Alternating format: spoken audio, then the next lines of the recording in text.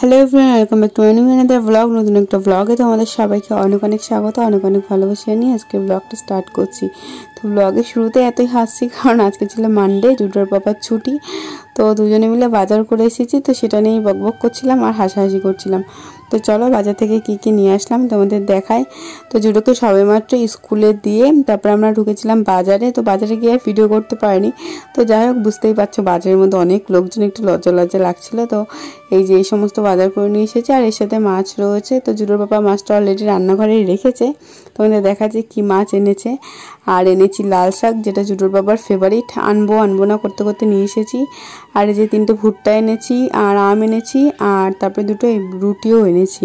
তো এই দুটো দিয়ে সকালে ব্রেকফাস্ট বানাবো আর এগুলো তো রান্না বান্না হবে। আর আমটা বেসিক্যালি আমাদের বাড়িতে কেউই খায় না, তো আমি খাবো বলেই জুডোর পাপাকে বললাম যে আমাকে একটু আম কিনে দাও। তো জুডোর পাপাও আম কিনে দিয়েছে।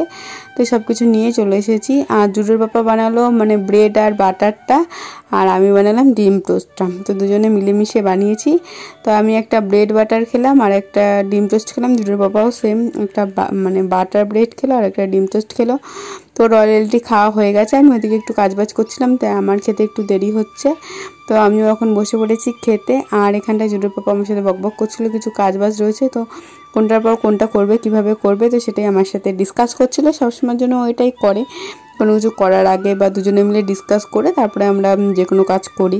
তো আমি খাচ্ছিলাম, ওইখানে এসে বললো, তারপরে ওর কাজে চলে গেল আর আমিও খাওয়া দাওয়া করে চলে আসলাম রান্নাঘরে। আর এই দেখো আমাদের বাড়িতে আজকে নিয়ে এসেছি ইলিশ মাছ। তো ভাবছি আজকে ইলিশ মাছের দিয়ে মানে শস্য ইলিশ করব, আর তার সাথে লাল শাক দিয়ে মাছের মাথাটা দিয়ে করব। কচু শাক আনার ইচ্ছা ছিল, পেয়েও ছিলাম, বাট ওই কাটার ঝামেলা, তারপরে রান্না করতে অনেক টাইম লাগে। তার থেকে মেইন যে প্রবলেম হচ্ছে কাটার ঝামেলার জন্যই আর আনিনি। তো মাছগুলো ধুয়ে আমি নুন হলুদ মাখিয়ে নিয়েছি। 1 পিস মাছ ভাজা করব, আর এই যে মাথাগুলো তো শাকের মধ্যে দেবো, তাই ওগুলোকে আলাদা করে রাখলাম। আর 4-5টা গোটা কাঁচা লঙ্কা দিয়ে দিলাম মাছের মধ্যে। আর এখন এর মধ্যে সর্ষে, কাঁচা লঙ্কা আর একটুখানি জিরে একসাথে পেস্ট করে রেখেছিলাম, তো সেটাই দিয়ে দিলাম। এখন পরিমাণ মতন হলুদ, আর নুনটা যেহেতু আগে থেকেই দেওয়া ছিল নুন আর দিলাম না, পরে যদি নুন লাগে টেস্ট করে নুনটাকে দেওয়া হবে। আর দেখো মাছের অনেকটা তেল ছিল, মাছের তেলটা ভাজবো করেই একটা মাছ ভাজা রাখলাম, সেই তেলটার মধ্যেই মশলা লাগিয়ে দিয়েছিলাম। যাই হোক, তারপরে তেলটাকে ধুয়ে আলাদা করে রাখলাম। আর তারপরে একটা বললামই মাছ ভাজবো আর মাথাগুলো ভাজবো শাকে দেওয়ার জন্য। তাই প্রথমে তেল গরম করে মাথা দুটোকে ভেজে নিলাম। তো একটা মাথা এরকম 2 খণ্ড করে দিয়েছে। তো মাথা দুটো ভেজে নেওয়ার পর মাছটা আর মাছের তেলটাও ভেজে নিয়েছিলাম। আর ইলিশ মাছ ভাজা দিয়ে বা ইলিশ মাছের তেল দিয়ে ভাত খেতে কিন্তু খুব ভালো লাগে। তোমাদের কাদের ইলিশ মাছের তেল ভাজা বা মাছ ভাজা খেতে ভালো লাগে অবশ্যই জানিও। তো দেখো মাছটা ভাজা হয়ে গেছে, এখন তেলটা দিয়ে দিলাম। তেলটাও ভেজে তুলে রাখবো, আর তার সাথে আরেকটু এক্সট্রা তেল তুলে রাখবো, যেটা ভাত দিয়ে মেখে খেতে খুবই ভালো লাগে। আর তারপরে এই তেলটার মধ্যেই আমি মাছটা বসিয়ে দেবো। একটুখানি কালো জিরে ফোড়নে দিলাম, আর মাছটা তো আগে থেকে ম্যারিনেট করে রেখেছিলাম, তো সেই মাছটাই এখন এর মধ্যে দিয়ে দিলাম। সর্ষে ইলিশ করলে কিন্তু এরকম কাঁচা মাছই আমি দিয়ে রান্না করি, ভাজি না। তো অনেকে হালকা ভেজে নেয়, বাট আমি ভাজি না। তো দেখো এই যে মশলা আর মাছ একসাথে তেলের মধ্যে দিয়ে এপিট করে নেব, আর তারপরে পরিমাণ মতন জল দিয়ে এটাকে জাস্ট ফুটিয়ে ঝোলটাকে একটু টানিয়ে নেবো, ব্যাস তাহলেই রেডি হয়ে যাবে আমার একদম সর্ষে ইলিশ। এটা খেতে কিন্তু দারুণ হয়েছিল, তোমরা একবার ট্রাই করে দেখো। জানি কম বেশি সবাই সর্ষে ইলিশ ভালো খাও, সেরকম আমিও ভালো খাই। তো আমি আমার মতন রেসিপিটা তোমাদের সাথে শেয়ার করলাম। আর অনেকের না সর্ষে ইলিশ রান্না করলে নাকি মানে তেতো হয়ে যায়, মানে শস্য দিয়ে যে কোনো জিনিস রান্না করলে। তো আমার ক্ষেত্রে কিন্তু সেটা হয় না, কারণ শস্যটা দেওয়ার পর না বেশি মানে জাল দিতে নেই, শস্যটা দেওয়ার পর কম জাল দিয়েই নামিয়ে নিতে হয়। তো যাই হোক, ওইদিকে মাছের ঝোলটা হচ্ছে, ততক্ষণে ভাবলাম আমি শাকগুলোকে বেছে নিই। 3 আটি শাক, মানে 1 আটি শাক 10 টাকা করে বলছিল, তো আমি 3 আটি 20 টাকা দিয়ে এনেছি।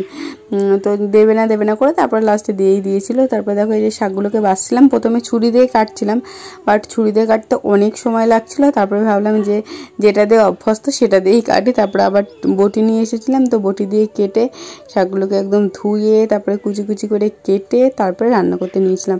তো চলো, ছুরি দিয়ে তো হলো না, তাই এবার বটি দিয়ে শাকগুলোকে ভালো করে কেটে নিচ্ছি, কারণ তাড়াহুড়ো করছি রান্নাবান্না কমপ্লিট করে আবার জুডোকেও আনতে যেতে হবে, সেই কারণে তাড়াতাড়ি করে রান্নাটা কমপ্লিট করছি। মাছের ঝোলটা বললামই একদিকে হচ্ছে, আর এদিকে আমি শাকগুলোকে বেছে নিচ্ছি।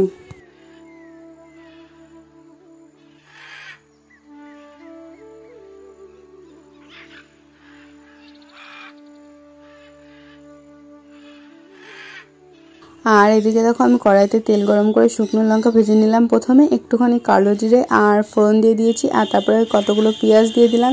পেঁয়াজগুলো হালকা লাল লাল ভাজা হয়ে গেলে এর মধ্যে আমি শাকগুলো দিয়ে দেবো, মানে ওই লাল শাকগুলো যেগুলো আগে বেছে ধুয়ে একদম পরিষ্কার করে কুচিয়ে নিয়েছি। তো শাকগুলো দিয়ে নুন হলুদ আর চিনি দিয়ে ঢাকা চাপা দিয়ে দেবো, এটা থেকে অনেকটা জল বেরোবে আর ওই জলটাতেই শাকটা মোটামুটি সেদ্ধ হয়ে যাবে।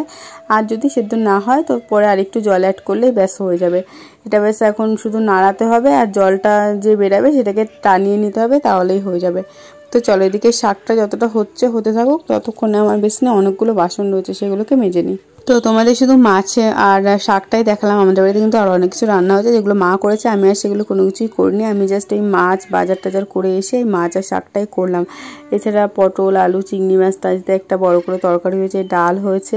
তো ডালটা আমি সকালবেলা সেদ্ধ করে রেখে গেছিলাম, তো কোনো কিছু করার ছিল না, মানে রান্না সেরকম কিছু ঘরে ছিল না, তার জন্য রান্না করা হয়নি। নাহলে তো রোজই আমি সকালবেলা রান্না করে নিই, তোমরা দেখোই তো।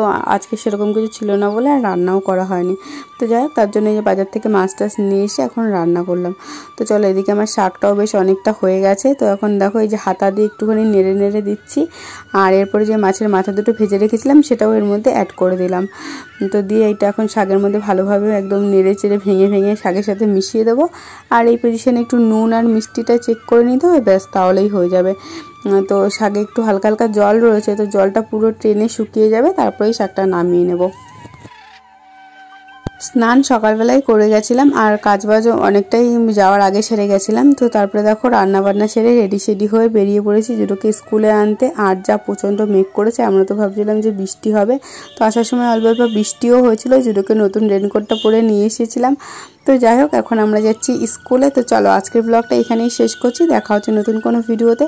সবাই ভালো থেকো, সুস্থ থেকো, সাবধানে থেকো। আজকের মতন বাই বাই।